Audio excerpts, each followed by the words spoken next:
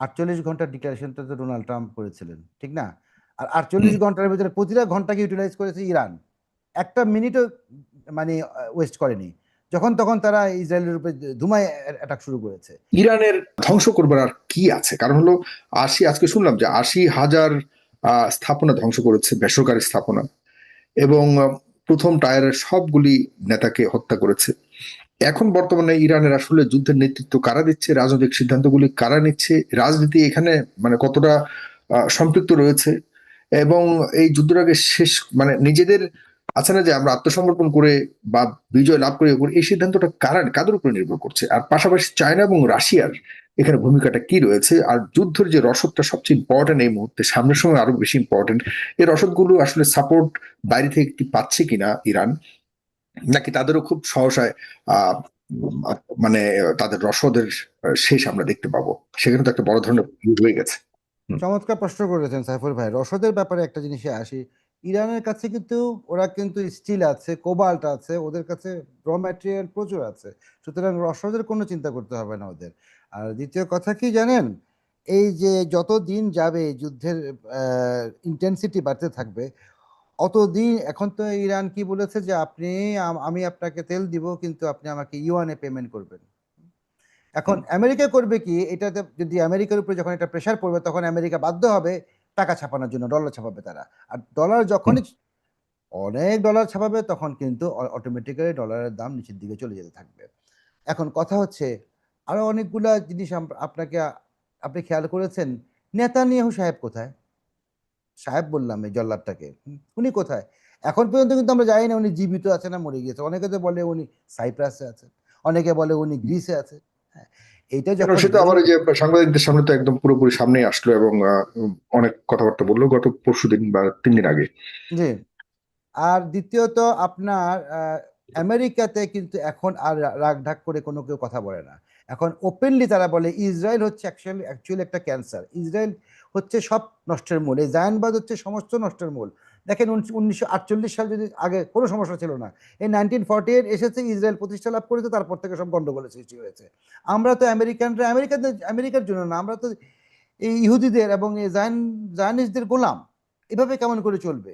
আর আপনি অবাক হয়ে যাবেন, আপনি যদি একটু ডিপে যান তখন দেখবেন যে ওরা কি করে, জায়নবাদীরা কি বিশেষ করে জানেন, আমাদেরকে শুধু না, মুসলিম, আপনার তারপরে খ্রিস্টান, বুদ্ধিস্ট, হিন্দু যারাই আছে তাদেরকে মনে বলে যে গোয়েম।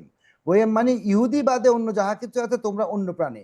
প্রতিটা আমরা 22 জন আল্লাহ তাআলা বানিয়েছে ওদের দৃষ্টিতে, যে আমাদের 22 জনকে বানানো হয়েছে ওদের একজনের খেদমত করার জন্য। কিরকম উগ্রবাদী চিন্তা চিন্তা করা যায় ওদের মাথার ভিতরে।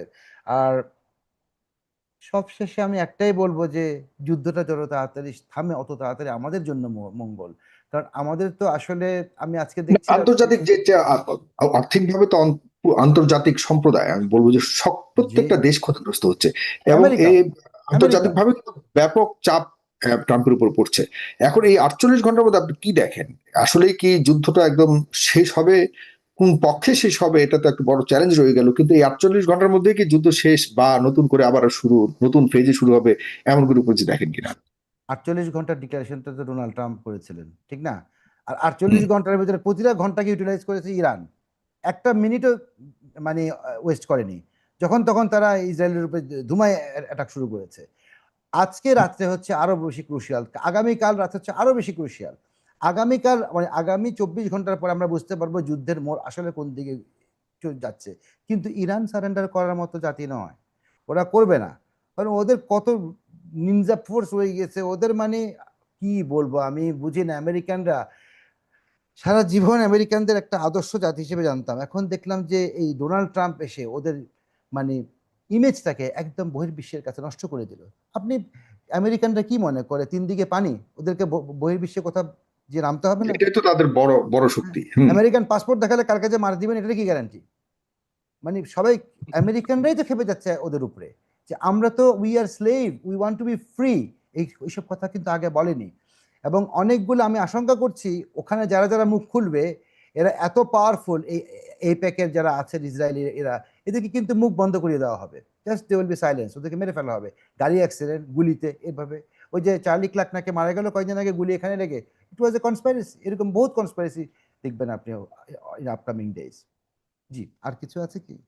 জি, আমরা সেটাই আশা করি, প্রত্যাশা করি যেন এই যুদ্ধটা দ্রুত শেষ হয় এবং সেটি হবে বলে বিশ্বাস করি। এবং যেটি বলেছেন জনাব মেজর শাহিন, যে বা আপনি বলেছেন যে ইরান ইরান না, শুধুমাত্র আমি মনে করি যে প্রকৃত মুসলমানেরা কখনোই আত্মসমর্পণ করে না। এটাই আমি একটা কথা বলতে চাই এখানে। দেখেন, ইসলামী উম্মার ঐক্যের জন্য আমার এই ভাই রিয়াদ ভাই বললেন অনেক কথাই। আমরা সুন্নি, ইরান তো শিয়া না। আমাদের শহীদ জিয়াউর রহমান কিন্তু এই আয়াতুল্লাহ খোমেনির পিছনে নামাজ পড়েছিলেন এক সময় মুসলিম উম্মার কল্যাণের জন্য। উনি কিন্তু কোনো হেসিটেট করেন নাই, অথচ আমরা এই শিয়া সুন্নি নিয়ে মারামারি করতে করতে শেষ হয়ে যাচ্ছি। ধন্যবাদ। আমরা তো শুধু শিয়া সুন্নি নিয়ে মারামারি করি, আমরা প্রতিনিয়ত আমাদের মধ্যে সুন্নিদের মধ্যে যে বিভক্তি আছে এটা দিয়েও তো ভয়ঙ্কর মারামারি মাঝে মধ্যে দেখি। যাক, সেসব কথা আর বলে লাভ নেই, আমরা হয়তো কম বুঝি, আমাদের আলেমরা অনেক ভালো বোঝেন। তাদের আমাদের আল্লাহ যেন তাদেরকে আরো বেশি মেধা দান করেন এবং ভাবার জন্য সুস্থ মন দান করেন, এটাই আমাদের চাওয়া। এই যে পাল্টা আক্রমণের কথা বলা হয়েছে, পাল্টা আক্রমণ করলে তো আপনার মধ্যপ্রাচ্যে পানির বড় সংকটে পড়বে, ভয়ঙ্কর অবস্থা। কারণ হলো ইরান একদম স্পষ্টভাবে বলেছে যে পানি নিষ্কাশন ব্যবস্থাকে পর্যন্ত তারা টার্গেট করবে।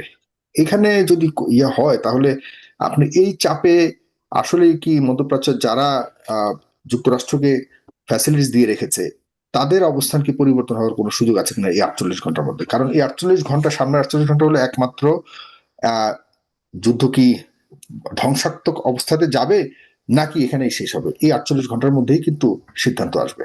আপনি কি মনে করেন?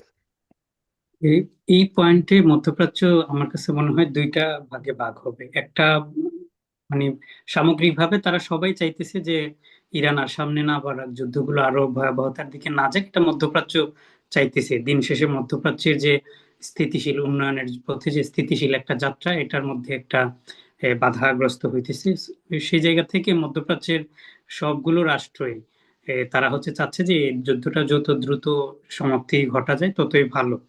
এখন যদি এই ধরনের আবারও ভয়াবহ আক্রমণের দিকে চলে যায়, পানির উপর, বিদ্যুতের উপর যদি এভাবে আক্রমণ হয়, তাহলে একটা বড় অংশ আমেরিকাকে ইতিমধ্যেই চাপ দিচ্ছে যেন এই এইরকম দিকে না যায়, মানে পাওয়ার প্ল্যান্টের এই আক্রমণের দিকে না যায়।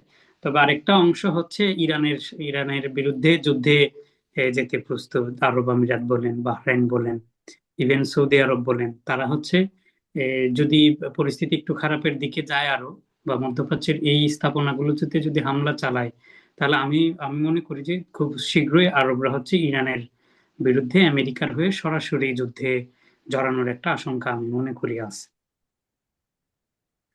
জি, তো এই আশঙ্কা হলে পরে এরপর কি হয়? মধ্যপ্রাচ্যের যে যে কি বলা যায় এটাকে, জায়নিজমের যে স্বপ্ন, সেটি কি পূরণ হতে যাচ্ছে? হ্যাঁ, এই যদি যুদ্ধ হয় মধ্যপ্রাচ্যে,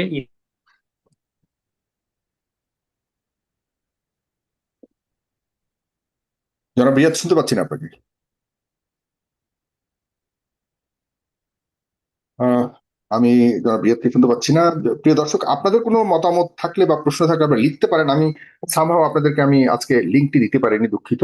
কালকে আপনারা লিঙ্ক পাবেন এবং সেটি ধরে আপনারা আমাদের সাথে যুক্ত হয়ে প্রশ্ন করতে পারবেন। আমি জনাব রিয়াদকে এখনো শুনতে পাচ্ছি, তিনি স্টাক হয়ে আছেন। আমার কাছে মনে হয় তার কোনো প্রযুক্তিগত কোনো সমস্যা হয়েছে। একটু জনাব মেজর শাহিন আপনাদের শাহিন আপনি বলবেন দয়া করে। থ্যাংক ইউ ভাই।